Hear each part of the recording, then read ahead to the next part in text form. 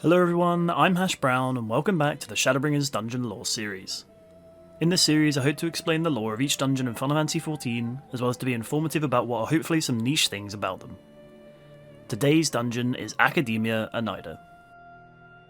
It is well known that amongst the feats of the ancients, the art of creation magics was their most investigated feat, the ability to create and shape new life with their minds and ether. Many of the creatures found within both the source and the first of the current era can find their origins in a creature made long ago by an ancient with a new concept in mind. Within Amarot, the city of the ancients, a building known as the Bureau of the Architect held an important role for these creations, where the creator would be obliged to register the new creature in the archives. This would give specific instructions on how to manifest the creature, which others could then borrow and expand upon with the right permissions from the Bureau. Among the many creating new concepts around the Unsundered Star at the time, none could compare to the wonder of those able to work within the halls of the Akademia Anyder, a great facility within the city itself that was famed for the works it created. It was even ran by members of the Convocation themselves, showing expertise in different areas of creation magics. As the Warrior of Light explores the lower levels of Umor, we surprisingly come across a worried Ondo, looking out over the ocean from the shore. They appear to have been seeking those who gained the Ancient's blessing, and inform us of a great beast recently seen near the Ondo Cups, with a cavernous maw that leaves only the bare remains of its victims. Fearing an omen of a harbinger, they implore us to visit the city to ask about the mysterious beast. We agree and head to the bureau of the administrator to speak with the clerk there. After describing the beast to the clerk, they suspect it to be a new type of creature from the Akademia, and bid us visit the place to speak with an academic to learn more. Again we describe the form of the beast, and the academic recognises it, and with our special permission from Emmett Selk himself, they allow us entry to the halls of the place, suggesting we speak with the head researcher inside. They warn us to be careful inside, and not to distract the researchers from their various ongoing works within.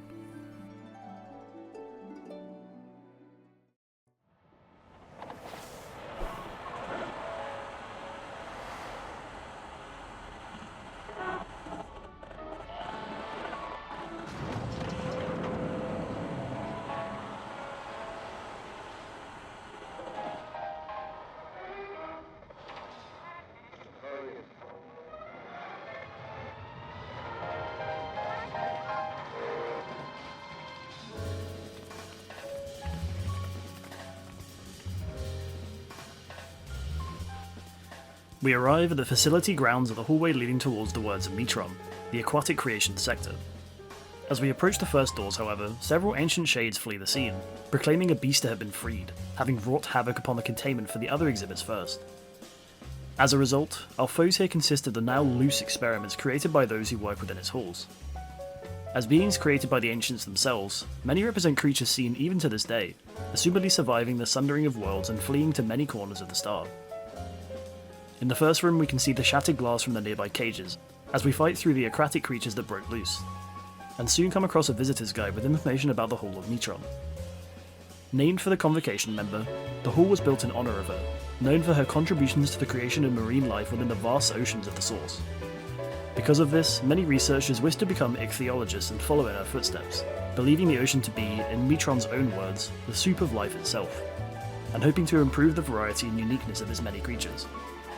Carrying on through the nearby gate, we spot an unconscious shade on the floor, an unfortunate victim of the chaos, and many more can be spotted throughout, cowering in fear or helping those injured by the escaped beast. We can also see many areas where the relevant Convocation members' symbol is displayed in their own hall, again showing the reverence held for them by its citizens. Following the corridor, we reach the ichthyology room, and a large shark-like creature with arms and legs bursts from the nearby water. The Cladoselak, appropriately sharing a name with a real late Devonian era fossil, begins attacking the group. It is said that during the time of the creature's creation, sharks were a very popular subject within the halls. Many different kinds, with multiple heads or high intelligence, were made. The Cladoselak seems to be on the tail end of this period, when the ideas for unique forms of shark were running out. In combat it uses various water-themed abilities, but when injured leaps back into the nearby water, while a similar but red-coloured shark appears. Doliodus, this time named for an early Devonian shark, leaps from the depths and also begins its attack on the group. Using a slam to disperse water across the room, it damages the group. The pair of sharks then continue their tandem assault, with each returning with a dangerous slam or smash onto the platform, until both are defeated and the party can proceed. We find ourselves immediately in the words of Halmarit, the second hall named for another Convocation member. this time in what looks like an enormous greenhouse, filled with fumes of the various flora. The next visitor's guide tells us that the original Helmerit was an avid gardener, and through a project of protecting his botanical labyrinths from pests, managed to create the first carnivorous plants. This guide also offers those interested to apply to the Academia to become a member of the Words of Helmerit. Through these halls we see Helmerit's mark on the floors and walls, and the paths are lined with various plants in their own seedbeds. Some of these come to life as we approach, agitated by the commotion, attacking the group, and notably these seem to be the predecessors of various edible plant monsters from the current era, with onions, garlics, tomatoes, and so on. After tackling a giant cactuar, we reach the main phytobiology room, finding an enormous marble marquee there. Not much is known of this creature, but the various mouths are strikingly similar to those of marbles of the current era, so we can assume that some marbles may have originated from this creature. As it attacks, it uses sap from its body to strike an ally, and heads to the centre to slam its vines down several times, ending with a great regurgitation of its sap from within. Lastly, it occasionally forces the nearby flowers to bloom, entangling and weakening any walking over them. After its defeat, we head through to the Words of La Habrea, the last of the sectors within the Academia. While the other two areas focused on creating new life from specific forms of nature, the Words of La Habrea focused on the expertise of phantomology. This would involve creatures being wrought from effigies and brought to life through powerful creation magics.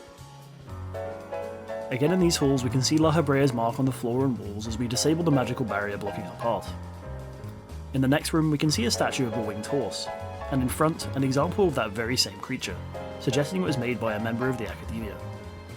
Tackling it, we head into the last corridor and find more statues, as well as a research report from the staff. This details their findings of the first appearances of the Beast of the Final Days, appearing spontaneously across the start. It describes a specific beast being captured, referred to as Archaeotania, off of which La Habrea himself suggested a theory that the beasts were not random, but created from the ancients' deepest fears and dread. The last part mentions a method in which specific creatures could be engendered in order to combat this ongoing threat. After tackling the last few of the creations, we reach the rooftop of the building and spot a shade there. They immediately call out, claiming to offer their life energies to a creature named Quetzalcoatl, in exchange for ridding the halls of the threat within.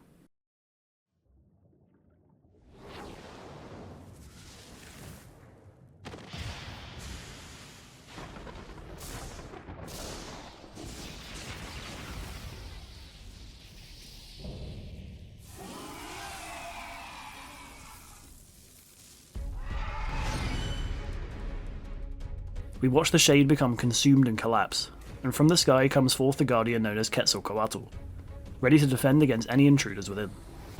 In this last phantomology room, many more statues are dotted around the platform. As for the method used to call forth the guardian, it will seem familiar to those experienced with primals.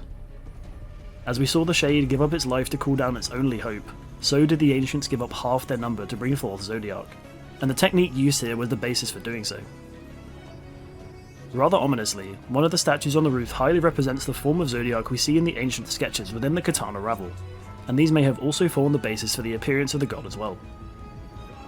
The Quetzalcoatl meanwhile unleashes a variety of lightning-themed attacks upon the group, and its name references the Aztec deity of the same name. Assaulting the group, it unleashes varying thunderbolts upon the group as a whole, and when injured dashes to one side of the platform, calling down thunderous currents and a storm with itself as the eye, forcing the group to close in fast to avoid heavy buffeting. After defeating it, the creature falls and dissipates, leaving the group wondering where the escaped beast may have vanished to.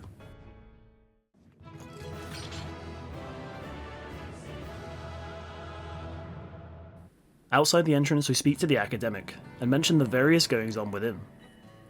With the shape-shifting of their colleagues, the academic dismisses it as a temporary endeavour, and does not seem to believe that creatures could have escaped containment, but mentions scheduled research on the samples from across the sea, referencing Archaeotania.